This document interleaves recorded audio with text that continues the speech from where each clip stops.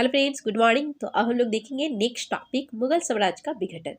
जैसा कि हम लोगों को पता है कि मुगल साम्राज्य की स्थापना जो है बाबर के द्वारा 1526 में पानीपत की प्रथम युद्ध के विजय के बाद किया गया था।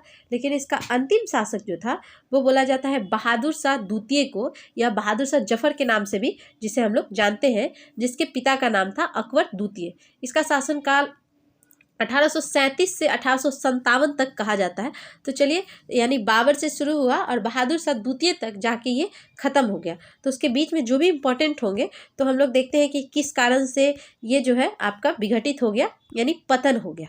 चलिए, तो यहाँ क्वेश्चंस के माध्यम से देखते हैं। फर्स्ट क्वेश्चन है, औरंगजेब की 1707 ईस्वी में मृत्यु होने के बाद सत्ता किसने संभाली? तो ये आपका बहादुर शाह प्रथम ने इसकी सत्ता संभाली थी।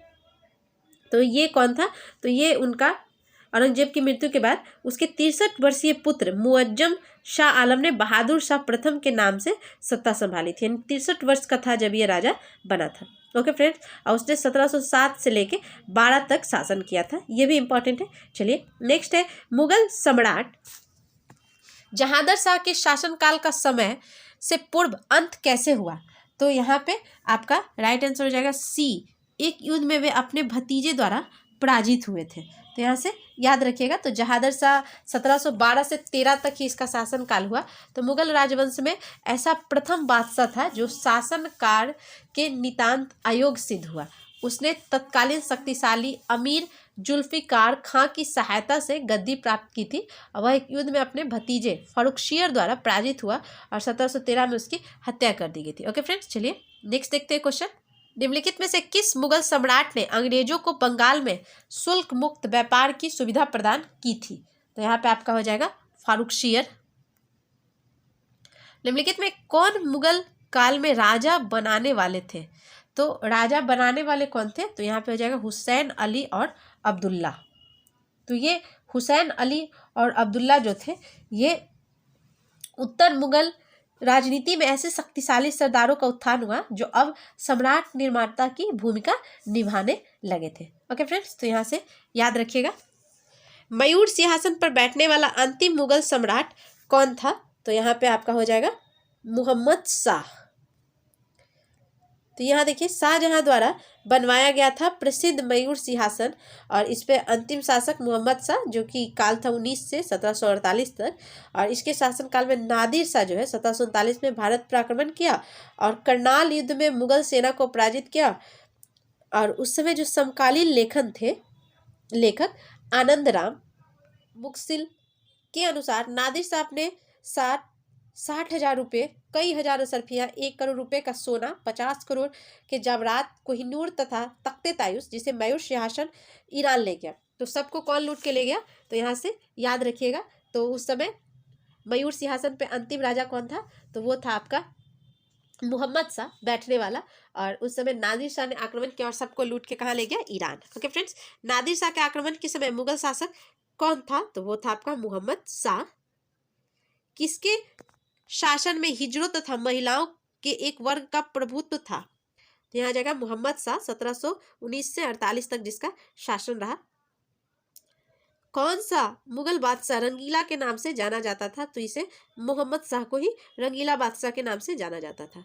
निम्नलिखित को कालानुक्रम व्यवस्थित कीजिए और नीचे दिए गए कूट में सही उत्तर का चयन कीजिए। तो यहाँ पे आपको सही उत्तर बताना है। तो यहाँ पे सबसे पहले जो है वो आते हैं जहांगीर शाह। ओके फ्रेंड्स, फिर आपके आते हैं मुहम्मद शाह, फिर आपके अहमद शाह, और 4th नंबर पे आते हैं आपके आलमगीर द्वितीय। तो यहाँ से याद रखिएगा। चलिए नेक्स्ट देखते हैं क्वेश्चन। निम्नलिखित में से किस मुगल बादशाह को वजीर गाजीउद्दीन ने दिल्ली में दाखिल नहीं होने दिया था? तो यहाँ पे आपका हो जाएगा शाह आलम द्वितीय। अंतिम मुगल सम्राट बहादुर शाह था, उसके पिता का नाम था तो अकबर शाह द्वितीय। भारत का आखिरी मुगल सम्राट कौन था? तो वो था आपका बहादुर शाह जफर। निम्नलिखित कथनों में कौन बहादुर शाह जफर के बारे में सही नहीं है? तो यहाँ पे कौन सा कथन सही नहीं है? तो यहाँ देखिएगा, तो ये डी यहाँ पे सही नहीं है। वह 1 लाख रुपए से कम प्रति माह ईस्ट इंडिया कंपनी से पेंशन के रूप में प्राप्त करता था। तो ये जो है उसके बारे में, बहादुर शाह जफर के बारे में ये गलत है। बहादुर शाह जफर जो है ईस्ट इंडिया कंपनी की ओर से प्रति माह 1 लाख रुपए पेंशन, 15 लाख रुपए और उनके अन्य परिसंपत्तियों के लिए किराए के तौर पर 1,000 रुपये पारिवारिक खर्च के तौर पर मिलते थे। ओके फ्रेंड्स, तो यहाँ पे डी जो है आपका गलत हो जा रहा है। मुगल बादशाह बहादुर शाह जफर के बारे में कहा जाता है कि उसके साम्राज्य की सीमा थी। तो यहाँ पे आपका जो हो जाएगा ई हो जाएगा, यानी जो है ऑप्शंस जो है वो एप्रोप्रिएट नहीं है। तो ये जो था इसकी सीमा जो है, अंतिम मुगल शासक नसीरुद्दीन महमूद के बारे में कहा गया था कि संसार के स्वामी का शासन दिल्ली से पालम तक फैला था। ओके फ्रेंड, तो यहाँ पे कोई भी ऑप्शन एप्रोप्रिएट नहीं है। चलिए नेक्स्ट देखते हैं, कौन अवध का नवाब था? तो यहाँ पे हो जाएगा सादत खां जो था ये अवध का नवाब था। निम्नलिखित में कौन हैदराबाद के स्वतंत्र राज्य का संस्थापक था? तो यहाँ पे हो जाएगा चिनकिल्च खां जो था ये हैदराबाद के स्वतंत्र राज्य का संस्थापक था। निम्नलिखित में किसने दिल्ली में खगोलीय वेधशाला, जिसे जंतर मंतर कहते हैं, बनवाई थी? तो यहाँ पे आपका हो जाएगा जयसिंह द्वितीय ने। महाराजा जयसिंह द्वितीय ने वेधशाला कहाँ बनवाई थी? तो ये कहाँ कहाँ बनवाए थे? तो यहाँ पे आपका हो जाएगा दिल्ली में भी, उज्जैन, जयपुर, वाराणसी, चारों जगह बनवाया था। यानी राइट आंसर जो हो जाएगा वो हो जाएगा आपका डी। 1773 ईस्वी में जीज मोहम्मद शाही पुस्तक जो नक्षत्रों संबंधी ज्ञान से संबंधित है के लेखक कौन थे? तो यहाँ पे आपका हो जाएगा जयपुर के सवाई जय सिंह जो थे ये नक्षत्र से संबंधित ज्ञान जो भी हमें प्राप्त होता है उसके पुस्तक के लेखक थे।